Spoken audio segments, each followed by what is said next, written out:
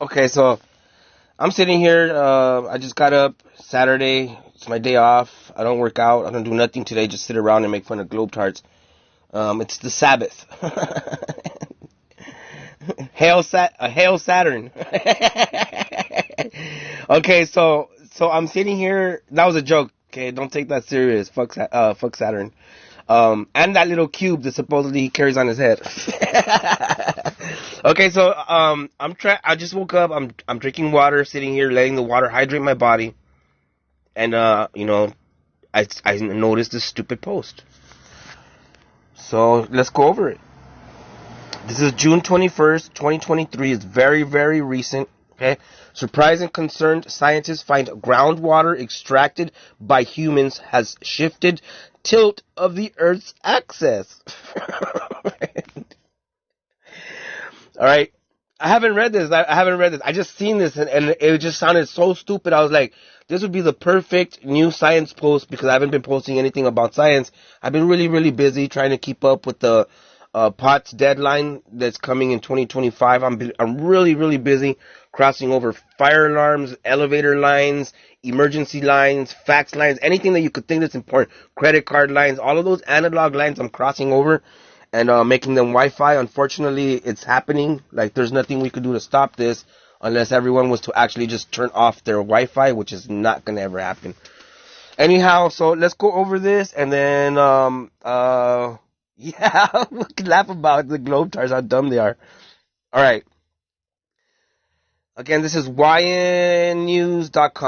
Science, okay? So, a new study has left scientists surprised and concerned after it was found that humans have pumped out so much groundwater in the past 2 decades that it has shifted the tilt of the Earth's axis. According to the findings of the research published in Geophysical Research Letters, a journal by the American Geophysical Union, the Earth has tilted as much as 80 centimeters between 1993 and 2010. Which has been attributed to humans pumping out groundwater and moving it elsewhere. The study, based on climate models, has said that the estimated 2,150 gigatons of water have been pumped out between 1993 and 2010, which is enough water to fill Lake Victoria in Africa and would weigh as much as 5.5 million Empire State Buildings.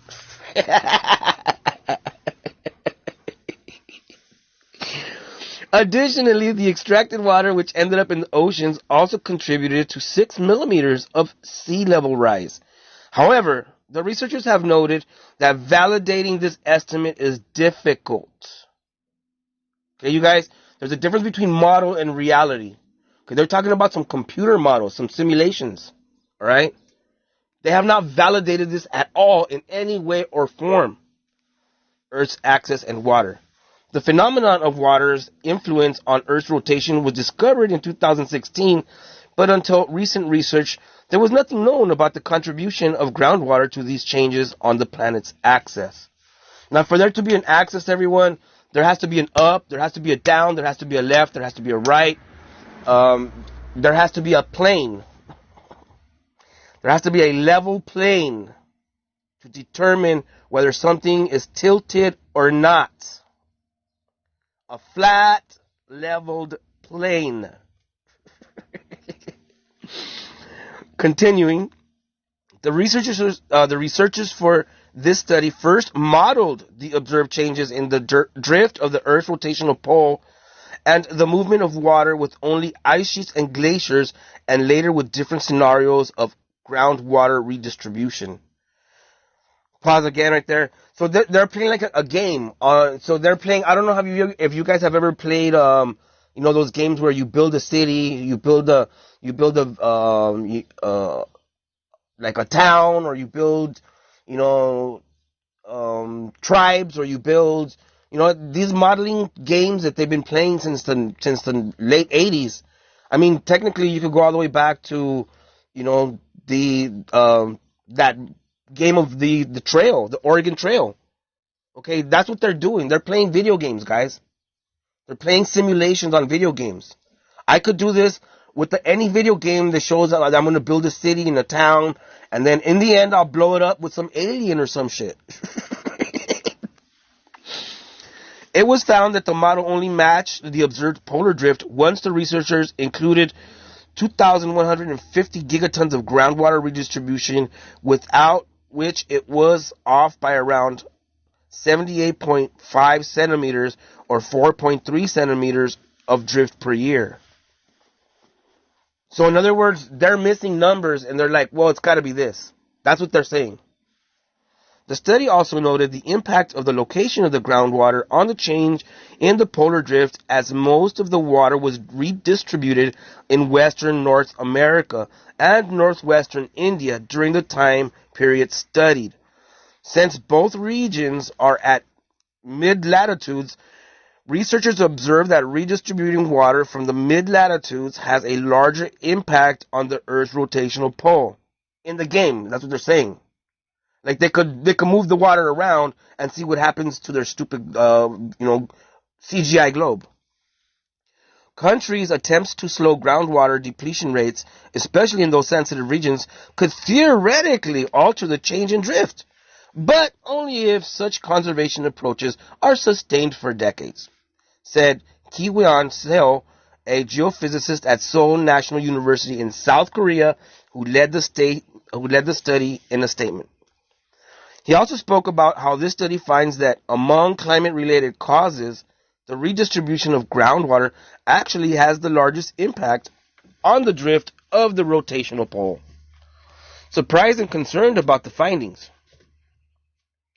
Seo also said that he is very glad about finding the unexplained cause of the rotation pole drift. So basically the model falls apart and there's this unexplained rotation pole drift on the game. So then they just decided to, okay, we'll add this water here, add this water there. According to their game, they're basing that off of mass. That could be anything. That could be a couple of volcanoes blowing up matter and getting rid of their mass underneath. This game they're playing is totally unrealistic.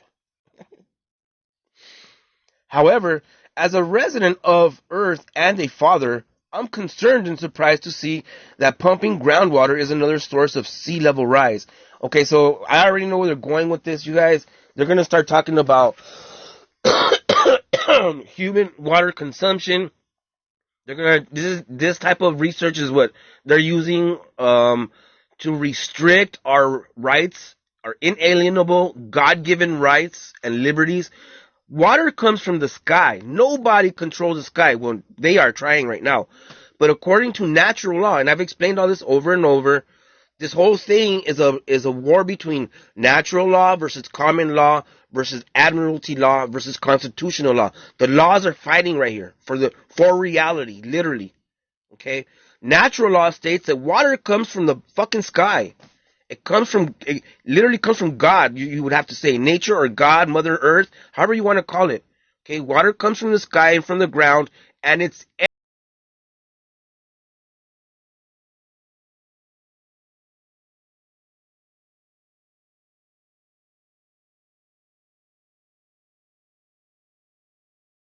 how much water they should drink. That's a very slippery slope, everyone.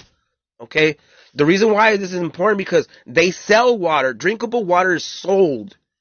Nestle said like a decade ago, Nestle, the corporation said, okay, water should never be free and paid for. But yet their water collecting business is up on the top of the mountains collecting free water, just like everyone else. Okay? It's free. Water should be free. No one should be paying for water. Drinkable water should be free. Okay, continuing forward. Speaking about the step forward, the lead author said that since the polar motion data is available, dates back to the late 19th century, it could potentially be used to understand continental water storage variations during the last century. Were there any hydrological regime changes resulting from the warming climate? Polar motion Here we go with the globe. It's the globe, the globe justification. We all have to we can't breathe too much because we're going to warm up the globe. Don't fart. Because farting is a sin and it warms up the globe. Poor cows. The cows are not being allowed to fart. Methane kills the globe Earth. Polar motion could hold the answer, said CEO Surendra. I'm going to butcher that name, so I'm just going to bypass the name. We'll call him Seal. A research scientist at NASA's Jet Propulsion Laboratory, who was not involved in the study, said that the study was about to quantify the role of groundwater pumping on polar motion, and it's pretty significant. Oh, I guess that's where it ends there. All right, guys, so, we went over this. It was pretty stupid. They're saying this is a photograph. I have no reason to believe this is a photograph. First of all, because according to Neil deGrasse Tyson at NASA, the speaker for NASA, okay, they're not far enough to see the globe Earth. They're too close to the face of the Earth. You would have to literally be all the way towards, going, beyond halfway mark to the moon to be able to turn around and see the globe. And we've already been over this.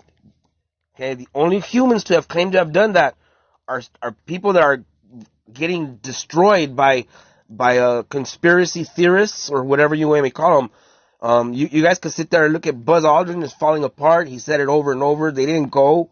It was on TV. It was they didn't have the special effects back. He said it to that little girl. Like, it's all been over and over, okay? So, we don't have they're just suits, by the way. And the entire article that was based on it, the original article that they're talking about, it was a religious experience. They talk about God. They talk about the heavens being part of man's earth. So I have no reason to believe any NASA just suit. And yes, Neil deGrasse Tyson himself is a Freemason. So I have no reason to believe any of this propaganda. They're just as stupid as, damn right, the Catholic Church and Scientologists. This is ridiculous. I have no reason to put faith that you could see that this is fake. It looks stupid as shit. So yeah, Earth's tilt, huh? Do you guys even science, bro?